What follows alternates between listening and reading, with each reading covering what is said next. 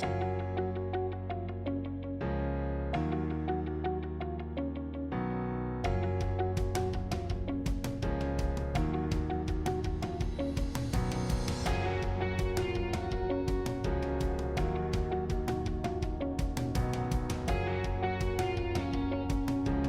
morning, everyone. My name is Matt Pfeiffer. This is Conversations on Retail, and we are here this morning with Michael Stich, who is General Partner and CEO of Services at CourtAvenue. Michael, how are you? I'm doing great, Matt. Happy Friday. Thanks for the time. Thank you so much. You know, this is a conversation I've approached with both excitement and apprehension. Excitement because the work that you and your team are doing is absolutely fascinating.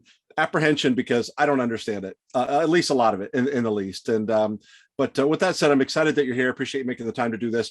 Before we dig into kind of your thoughts on the world as you see it, I'd love to maybe you spend a few minutes kind of introducing yourselves. You had a kind of unique upbringing growing up in Asia, but kind of talk about your upbringing, talk about education, talk about your early career, kind of take us through everything that you've done up into CourtAvenue. Well, I'm honored by the opportunity to share that with you. Thank you, Matt.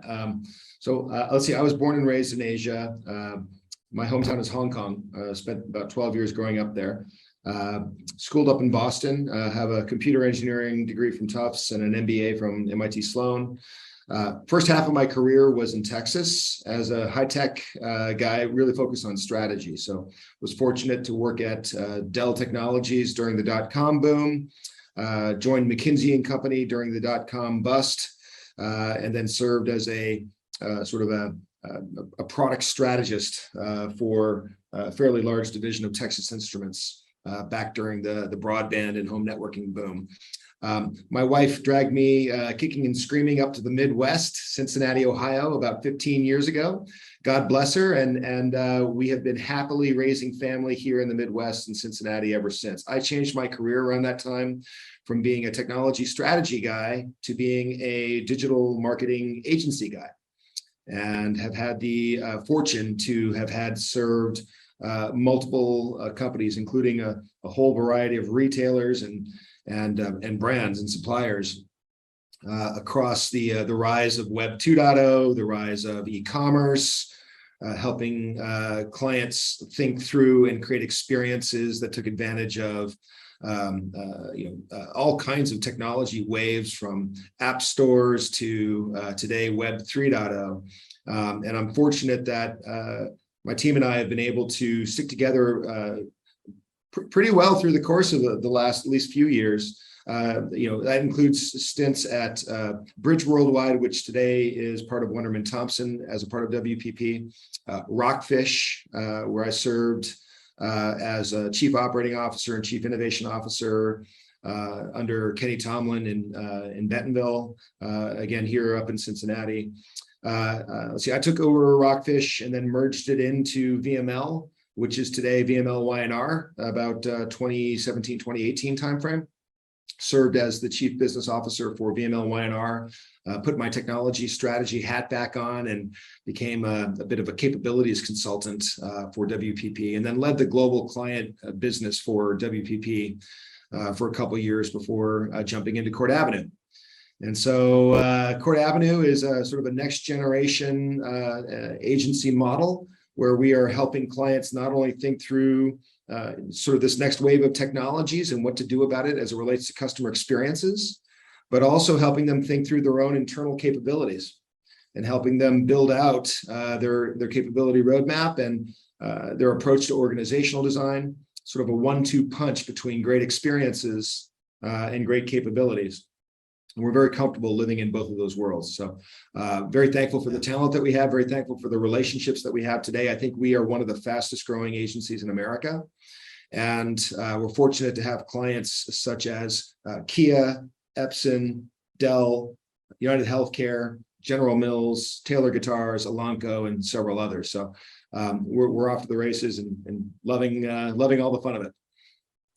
I think the more time we get to spend looking back, the more we recognize that COVID was less a disruptor and more of an accelerator. So talk about that acceleration as you see it, especially in the context of marketing and commerce? Sure.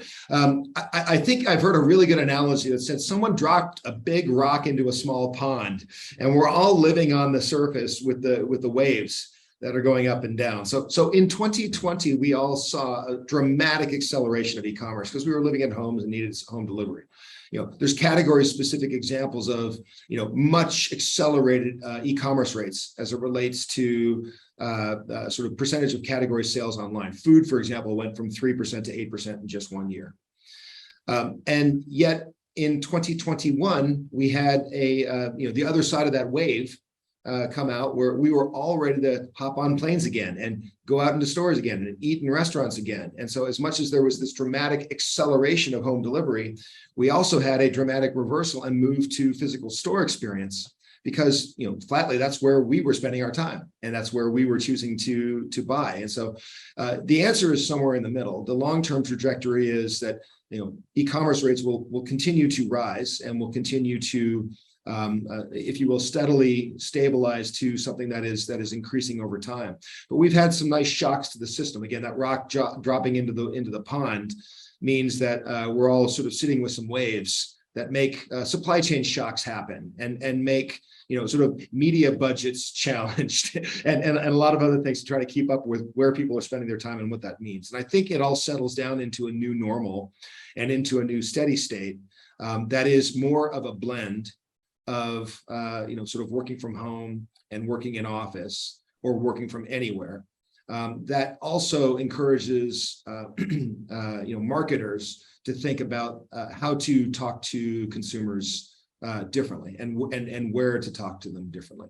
You overlay that with sort of the inflationary period that we have from a combination of energy prices, supply chain shocks, and others, and we're into some softening of the economy that allows for us then to also have questions around how do we think about our marketing mix and our value propositions differently as well. And that's less about sort of post-COVID, and that's more about just the natural cycles of the economy.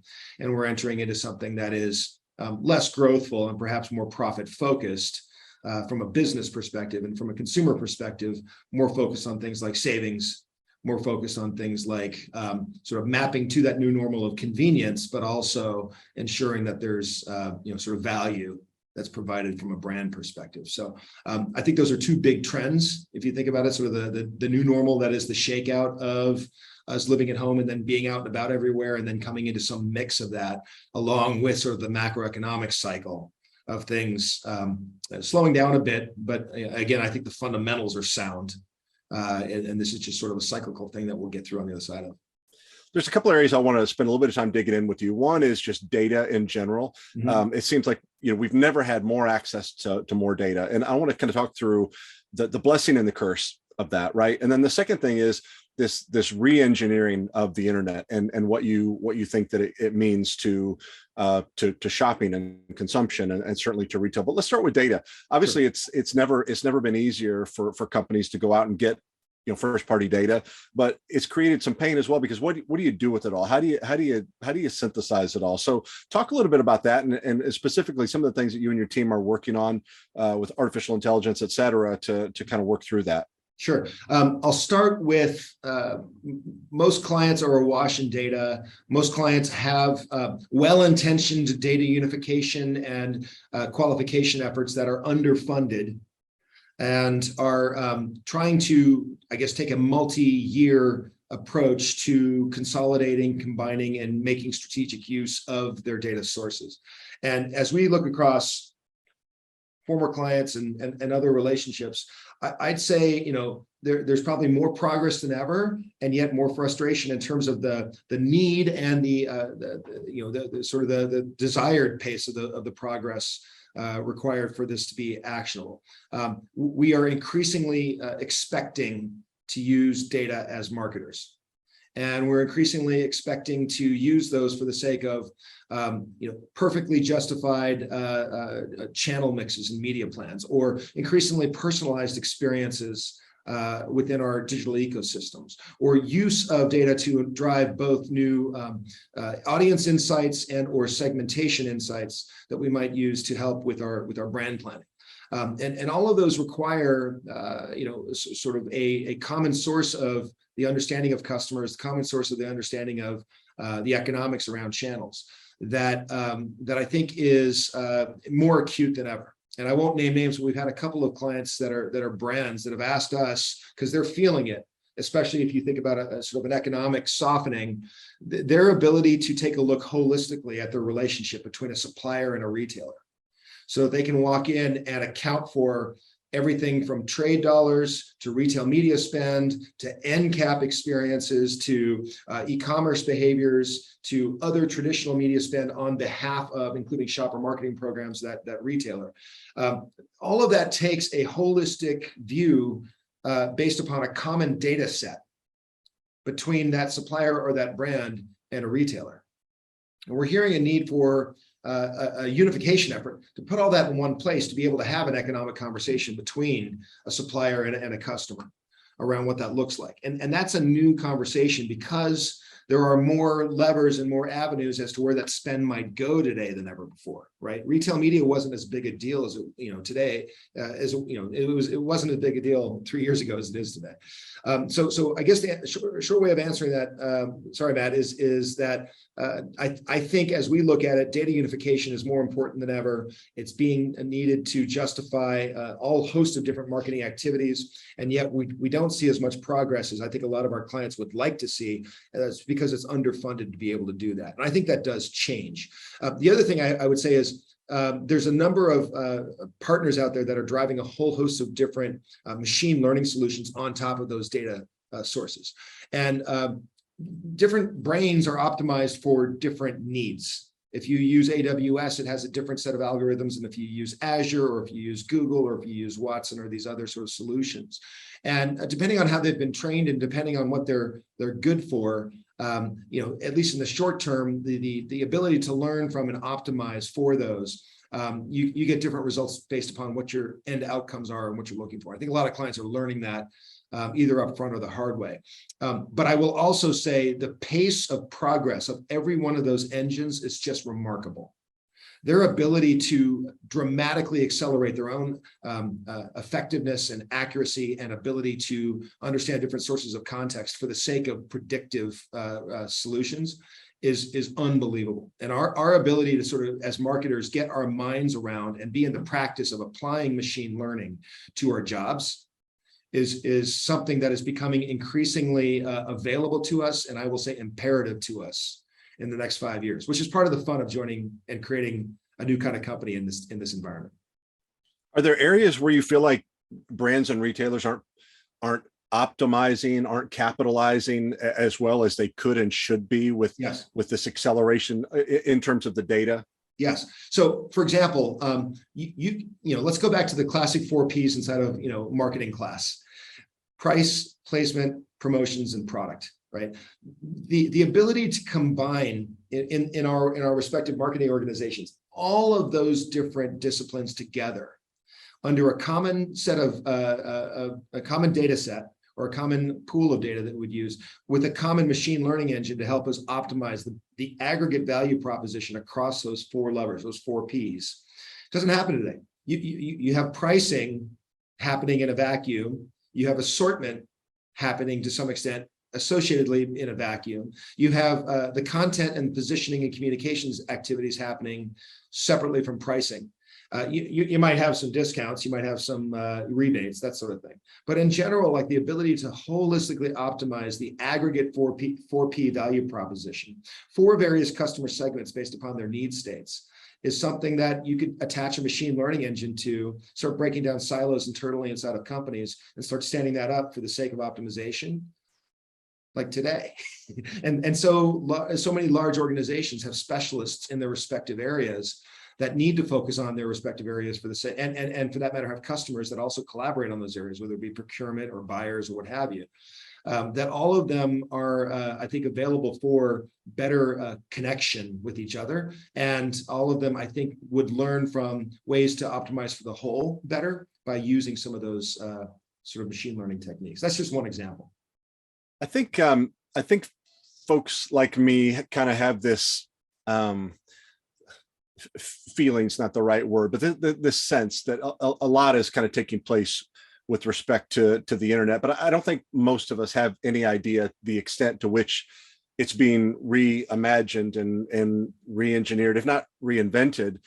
Give us kind of a high level view of Web3 as you see it, some of the biggest things that we'll realize in the next 5 to 10 years. Yeah. Thank you. I think an oversimplification of this is we have a massive amount of more sources of data than we ever have before. If you take a look at semiconductor technology, we have a lot of sensors that are throwing off a lot of data that we can use in a real-time basis more than we ever have. So massive expansion of data combined with a massive expansion of the speed of transmission of that data. So 5G, next generation Wi-Fi, there's sort of fatter pipes, wired and wireless, to transmit that data than ever before. And then we have the application, as we've been talking about, of machine learning to make sense of and find patterns and learn on that data, to understand even non-obvious connections between different data sources for the sake of a certain outcome or a certain experience. And then you have the expression of those learnings in the form of new screens, new virtual experiences, new ways of sort of interfacing with that information that we're just getting started with as well. And as we've got, as a result of that, you know, a new renaissance around human-centered design and user experience planning. Because if you take a look at where, for example, augmented reality is going to go, wait till Apple releases its glass, or wait till Google revises its goggles, right? There's things that are going to be coming out here that are going to be really fun. So much more data, much more quickly transmitted, much more quickly learned, and then much more vividly expressed. Those are sort of the reinventions of the internet that are coming along. I did fail to mention blockchain, which and the role of the digital lever.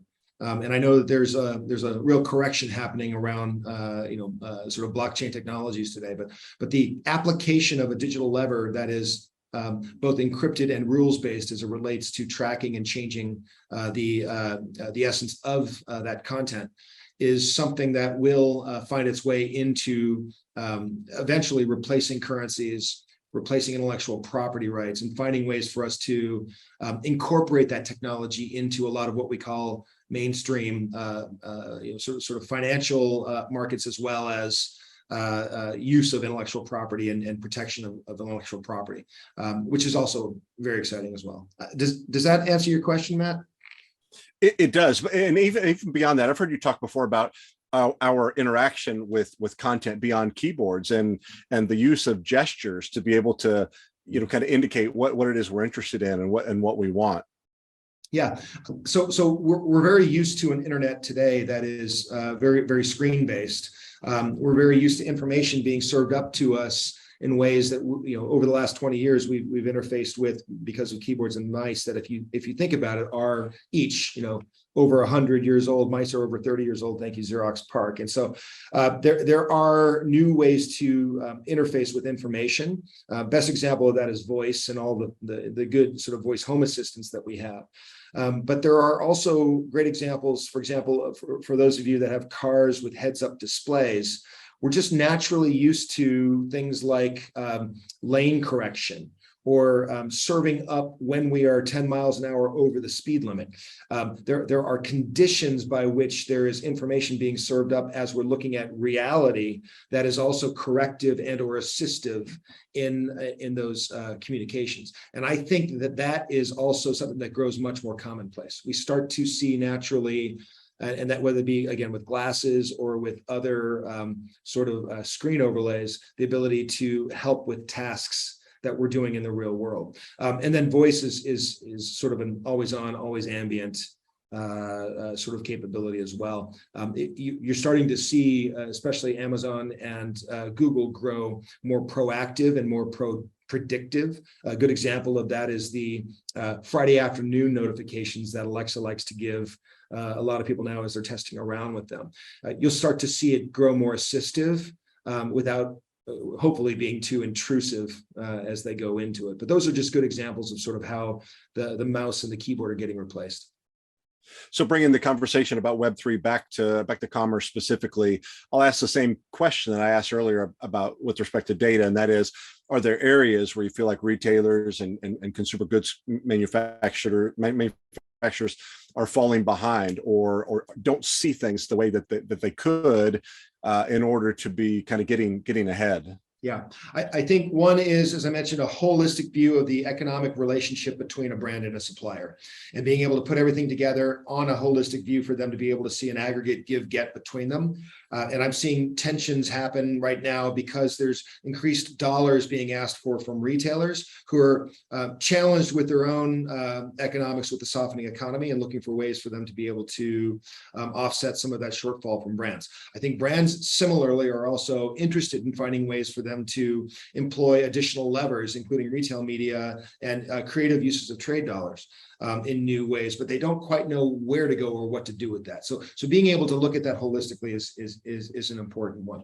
I would say that if you go back to what I mentioned earlier around sort of the rise of additional data sources, there's a whole host of sensors and controls. There's a whole host of new screens as well as cameras within stores, and being able to understand what to do with that data from an in-store perspective for the sake of better collaboration between brands and retailers, for the sake of shopper insights. I think that's especially interesting to think about playing around with both use of that data, but also in-store mode and in-store experiences through both mobile apps as well as through voice recognition technologies within the stores themselves. I think we're in front of a renaissance of sense and control experiences inside of the store.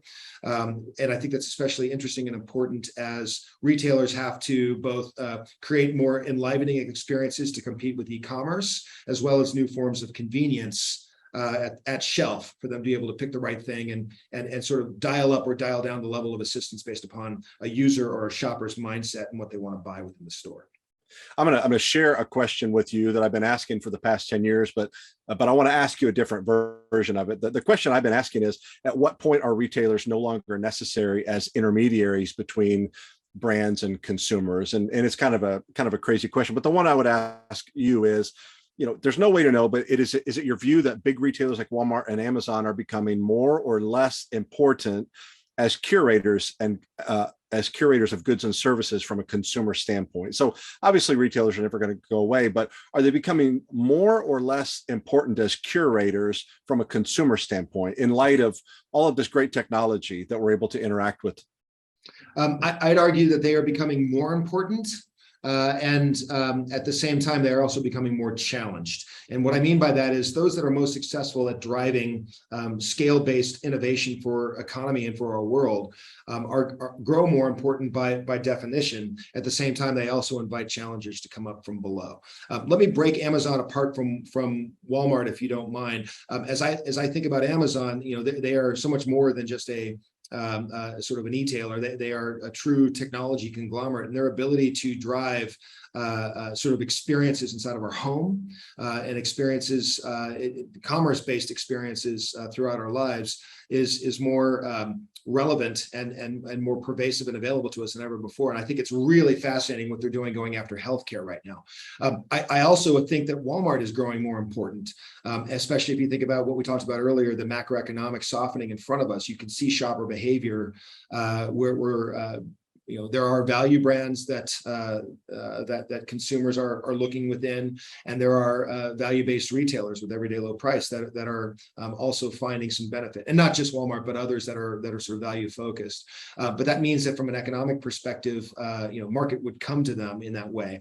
And I think that there's also really exciting sort of innovations that they're driving in terms of both logistics, supply chain, but also in-store experiences within their roadmaps. We've got a history of them in my prior life with Rockfish, and I just know sort of the culture and the progressiveness that they have over there. But I think both are very interesting plays. At the same time, you're going to see radical reinvention at the bottom end of retail, again, to compete with the big Amazon or the big Walmart by creating increasingly enlivening and fun in-store experiences. And I can't wait to see, who's going to be coming up from below, from a small business that starts to take off because they've thought through a totally different in-store experience. It's a great time to do that. And and what I mean by that is use of technology to drive increasingly surprising and enjoyable shopping experiences. It's a great time to start from scratch right now. Use all these new technologies that we've been talking about here to think about a reinvention of the shopper experience, especially as it relates to guided and entertaining sort of in-store experiences, and turn that on, right? And create a whole funded new model there from scratch. I think that's a really ripe territory today. I'm going to give you the last word in the last 2 minutes here, but I'd love for you to use it to either issue a word of warning or some words of encouragement with respect to retailers, and especially the consumer goods manufacturers that are trying to move more and more product. What words of warning or words of encouragement would you offer on the basis of all these great things that you're working on today? If you don't mind, I'd like to offer both in the same message. And that is, we've been here before. As we go through the cycle, we know that brands need to move from growth at all costs, and retailers need to move from growth at all costs to profitable growth. That we need to move from a very heavy, any audience, any customer, sort of top of funnel mindset to a customer relationship, loyalty, repurchase, subscription, and scale-based mindset, bottom of funnel mindset. That we need to sort of manage through as it relates to understanding scale-based promotions, scale-based assortment, personalized experiences, and ways to sort of show up inside of consumers' lives that are much more contextual and much more specific to their life stage and their aggregate need, rather than a single brand with a single message. And that we need to bet on some of these new technologies that will make all of what I just said more easy and more intuitive and more intelligent than we've done before. My sort of warning and my encouragement is, this has happened before. Like the marketing jobs to be done that I just described, we did in 1999, 2000. We did in 2008. Go back to some of those books and understand what we did, and understand that sort of the marketing aspects of those are manageable, and you can get to the other side of it. And if you do it fast and if you do it well, you're going to come on the other side of whenever we come up out of this softening into something that will be accelerative for you and your business. And that's where it gets exciting and encouraging too. But yeah, all of this is something that is a playbook that we've seen before, but also we're in a new game with some new technologies that will be fun to turn on and make them go. Michael Stich, General Partner and CEO at CourtAvenue. Thank you so much for making the time for us today, and look forward to keeping up with you and your team as you participate in the reimagination and reinvention of so many things that are going to be impacting us for years, if not decades to come. Hope you have a great day.